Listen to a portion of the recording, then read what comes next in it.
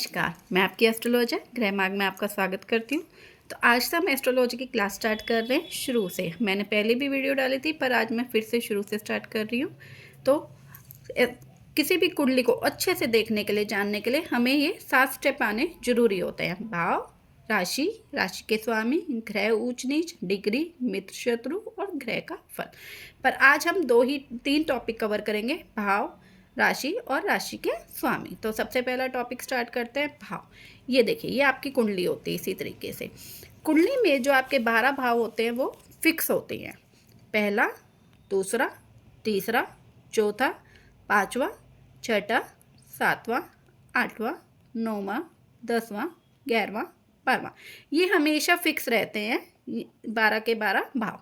अब ये भाव हमें क्या बताते हैं, देखते हैं।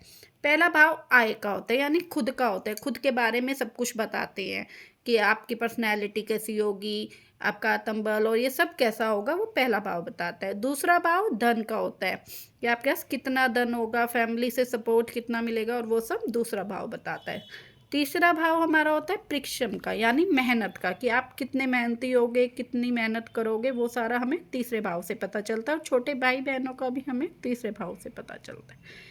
चौथा भाव होता है हमारे मान सम्मान का, कि हमें कितना मान सम्मान मिलेगा, हमें सुख सुविधा कितनी मिलेगी, ये सारा हमें चौथे भाव से पता चलता है। पांचवा भाव होता है संतान का, साथ साथ आपकी शिक्षा का भी होता है, आपके ज्ञान का भी होता है।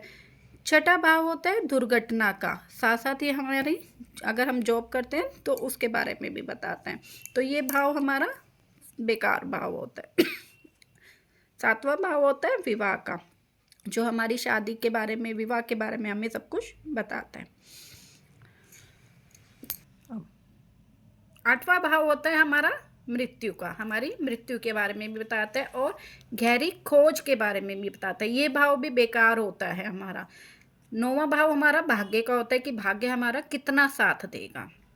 10वां भाव हमारे कर्म का, कि हम कहाँ क्या काम करेंगे, कौन सा करियर चुनेंगे, कौन सा करियर हमारे लिए अच्छा होगा, वो सारा 10वें भाव से पता चलता है। 11वां भाव हमारा होता है लक्ष्मी का, साथ साथ ये हमें बड़े भाई बहन के बारे में भी बताता है। लक्ष्मी यानी हमारी, मतलब कि धन कहाँ से आएगा, हमें कहाँ से इनकम सोर्स प्राप्त होगा, और वो सारा 11वां भाव। 12वां भाव होता है व्यय, यानी हानि का, साथ साथ ये मेंटल असाइलम, हॉस्पिटल, जेल, इन सब के बारे में भी बताता है। तो हमारी कुंडली में छठा, आठवां और 12वां, ये 3 भाव अच्छे नहीं होते। बस इनमें अच्छा क्या होता है कि छठा हमारे जॉब के बारे में बताता है, 8वां गहरी सोच, और 12वां भाव फॉरेन के बारे में, कि फॉरेन में हमारा जाना होगा या नहीं होगा। बाकी ये तीनों भाव जो होते हैं वो हमारे अच्छे नहीं होते। तो ये हमारा पहला टॉपिक था भाव के बारे में। अब हम दूसरा टॉपिक करेंगे हमारी राशि के बारे में। हमारी कुल 12 राशि होती है। पहली मेष, वृश्चिक, मिथुन, कर्क, सिंह, कन्या, तुला, वृश्चिक, धनु, मकर, कुंभ और मीन। ये इसी सीरियल में होती है, इन्हें यही नंबर दिए जाते हैं।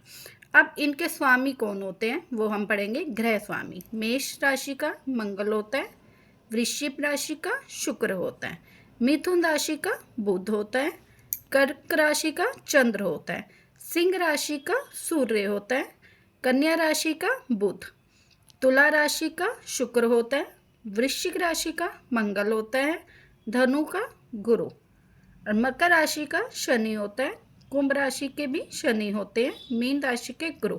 अब आपने यहाँ देखा होगा कि मंगल को 2 राशि मिली है, मेष, वृश्चिक। शुक्र को भी 2 राशि मिली हुई है, वृश्चिक और तुला राशि। बुध को भी 2 राशि मिली है, मिथुन और कन्या राशि। पर चंद्रमा और सूर्य को एक एक राशि मिली है।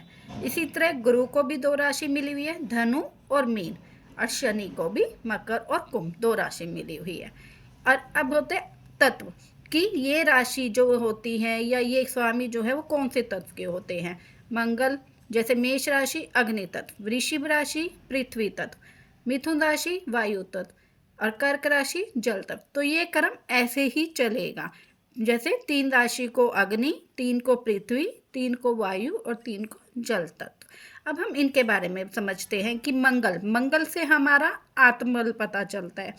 शुक्र से हमारी सुख सुविधा के बारे में सब कुछ पता चलता है। बुध हमारी बुद्धि, अगर बुद्धि ही नहीं होगी तो हम क्या करेंगे, तो वो बुध से पता चलती है। चंद्र हमारा मन के लिए होता है और साथ साथ हमारी माता के बारे में बताता है। सूर्य हमारी आत्मा के बारे में, साथ साथ हमारे पिता के बारे में और गवर्नमेंट जॉब के बारे में। गुरु हमारे गुरु के बारे में, ज्ञान के बारे में। देखो शनि हमारे न्याय के बारे में बताता है और ये वो प्लैनेट है जो सबसे धीमी गति से ही हमें परिणाम देता है।